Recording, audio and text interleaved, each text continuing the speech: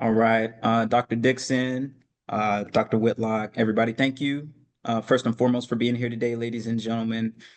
This presentation focuses on a high impact but underreported conflict in the Peruvian Amazon between the Kakataibo indigenous people, transnational cocaine cartels, and counter narcotics forces. Though remote, this conflict has global consequences. It affects narco trafficking, indigenous sovereignty, regional stability, and the credibility of nonviolent intervention models, which was a challenge for me, and we'll get into that later. Today, I'll present a strategy that weaves together security, trust, and sustainability.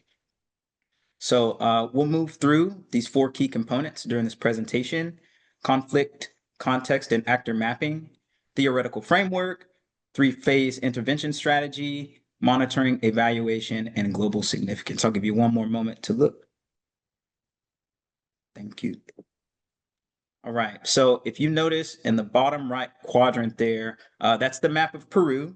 I don't have like the most elaborate map, but in that center where you see the red square, that's where the Kakataibo Indigenous Reserve is located. And so I'll provide some brief context. Over the past decade, increased counter-narcotics operations in southern Peru and neighboring cocaine-producing countries such as Brazil, Colombia, and Ecuador have driven cocaine cartels into interior regions like Laredo and Ucali, which are the two directorates that the Kakataibo have their reservation on. And this is within the remote Amazonian areas where the government is often absent. The Kakataibo people, whose ancestral lands lie in these departments, now deal with assassinations of their leaders.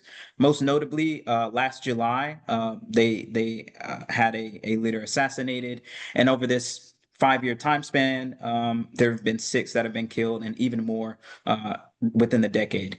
Increasing pressure to collaborate or submit to cartel activity and the destruction of their sacred land is driving this targeted assassination of their leaders. Cartels use these territories for transport, labor recruitment, and production facilities. All right, so the conflict map includes 4 primary actor groups. So this was in the initial phase of this study. It's been a little bit more focused at this point, but just for context, there are 4 primary actors: drug or cocaine cartels, indigenous tribes, to really include the Kakataibo, rural citizens caught between the threats, which, as I've gone forward, they aren't really that significant. I hate to say that, but it's the truth. And then law enforcement and military capabilities in and around the country. Secondary actors include coca farmers and local law enforcement. And tertiary actors include international governments, to include NGOs, private sector businesses that seek to aid resolution efforts within this conflict. This strategy considers all 3 layers to avoid reinforcing destructive structures and limit unintended consequences. So after conducting an initial analysis of the actors and using the coordinated management of meaning theoretical lens, it led me to generate the primary question, which is: what meaning do indigenous tribes, rural Peruvian citizens, and cocaine cartels within the 2 departments make of the violence they're experiencing? And quite frankly, it's not good, for lack of better terms. Regarding theories and models, so I've fused 3 models that are incredibly powerful, and I hope to succinctly describe why. So the fusion of these 3 powerful theoretical lenses enabled robust analysis oriented toward the complexity of this dynamic conflict. The first one is trust and interdependence theory. This theory argues that trust is built not on emotion, but on calculation, particularly in high-risk environments such as the reserve and the conflict going on there. Trust emerges when actors perceive the cost of betrayal as greater than the benefit of cooperation. So in the context of the Kakataibo, all actors, cartels, and the indigenous guard, which I'll talk about later, state patrols, and even local youth are interdependent. They all rely on each other. They share land, they share infrastructure, and there are overlapping zones of influence, and that's why this matters. My second model or conflict is the indigenous conflict resolution models. So these models emphasize that peace is not a legal arrangement. It's a restorative practice, if you will, that talks about relational harmony. So conflict ruptures the web of kinship, ritual, and memory that holds a community together. So the Kakataibo and others in and around the region focus on weaving planting, and storytelling as acts of justice and truth repair. So, bottom line, community weaving and building harmony is critical for this particular model. And I think that it could be particularly useful within this conflict. And then finally, extremism and terrorism theory by Dr. Coleman. So, cartels operate like extremist groups. They use symbolic violence, leadership, uh, assassinations, threats, and targeted attacks, not just for control, but for narrative dominance. They isolate communities from alternatives, such as the Kakataibo. And so, to defeat the networks, there are 3 Ds that are associated with this: disrupt the logistical base, discredit their legitimacy, and deny them access to recruits. And we'll talk about that here briefly. The literature review and secondary data analysis revealed that across all actors, physical safety is the top shared priority. Without it, there is no meaningful capacity for dialogue, governance, or economic planning. And so that's why I, wanted to take this approach. It's not so much a military response, which has obviously failed, law enforcement efforts as well, but rather a civilian strategy of deterrence and local empowerment by way of the indigenous Kakataibo tribe. So this was challenging. I'm a part of the military, but taking my glasses off and my biases and addressing them led me to this particular strategic goal. And the strategic goal is to mitigate increased violence and create safer communities in the rural Peruvian Amazon. As far as intervention strategies are concerned, so this is where the meat and potatoes are proverbial are located. So these interventions are designed to be tribally led, externally supported, and locally adaptive. Each phase is distinct yet interconnected, and together they provide a pathway from survival to self-determination and ultimately peace, all contingent upon the Kakataibo leadership's approval. And so it's not like I'm the U.S. coming in from the outside and dictating how this is going to go. Rather, power belongs to the local indigenous population and their leaders. So intervention 1 is UCP integration to establish baseline security. So we focus on visible nonviolent strategies to strengthen and grow the presence of the indigenous guard. They're the main security force within 13 communities throughout the reserve. However, they use only traditional weapons and face most of the cartel violence outside of the assassinated leaders, right? So UCP support has been proven effective in high intensity conflicts throughout the Philippines, Myanmar, South Sudan, Bangladesh, Iraq. So why not apply their unique skills and presence in this conflict? The indigenous guard will be expanded and resourced. UCP teams will accompany them, providing de-escalation training, mediation support, and most importantly, protective presence. Essentially just extending the footprint, if you will, and operational capability of the indigenous guard. And there's a reason for that in the next intervention. At the same time, covert intelligence teams from, I would say, the U.S. perspective or allies will coordinate with Peruvian government and their diplomatic measures to coordinate non-kinetic support with respect to the Lihe Law, diplomatic relations, and free and prior informed consent in accordance with international law. And so they're going to conduct a myriad of tactical intelligence collection to include geospatial intelligence, signals intelligence, human intelligence, ultimately to disrupt the cartel's covert network and operations. And there's a lot more to it, but for the sake of time, we'll keep moving forward. For intervention 2, we set conditions for future dialogue.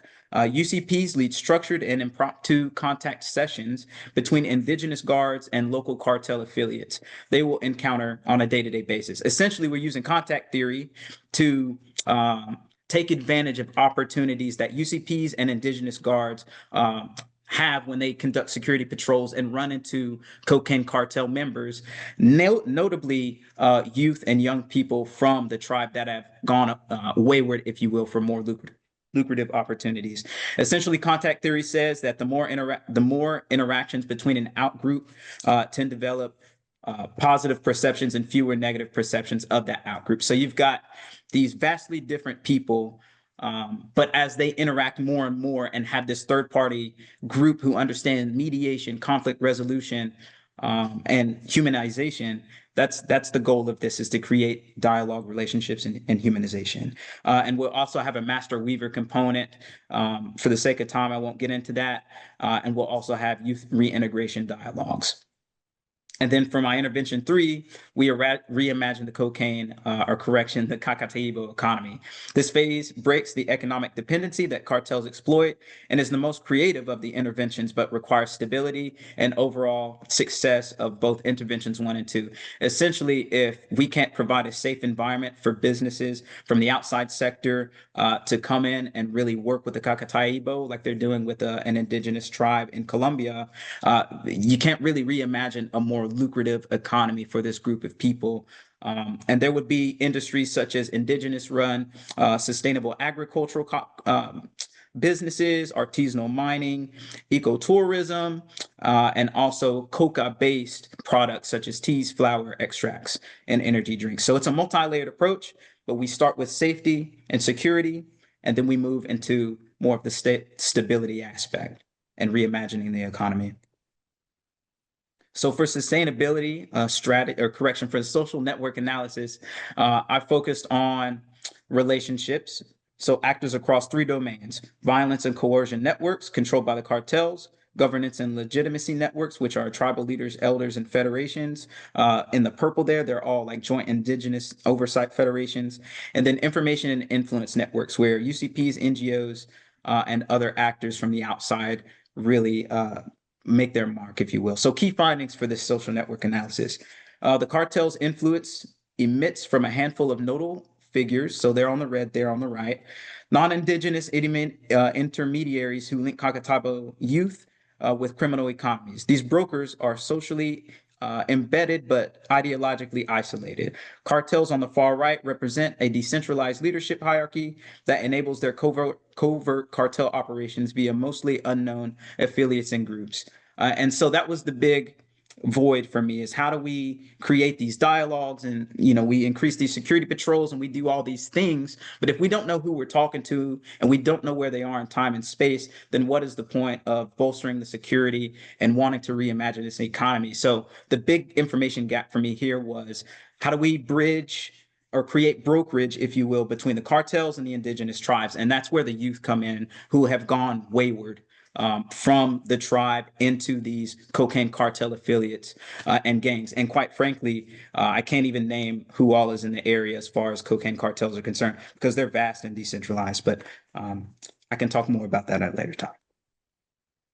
Okay, so for sustainability strategies, it's going to be a results-based management framework. And I have a lot of metrics that I could get into, but for the sake of time, again, I won't delve into them. But the overall, the biggest metric for me is a reduction in leadership assassinations. So zero within a 36-month period. That 36-month period enables interventions one and two to be successful.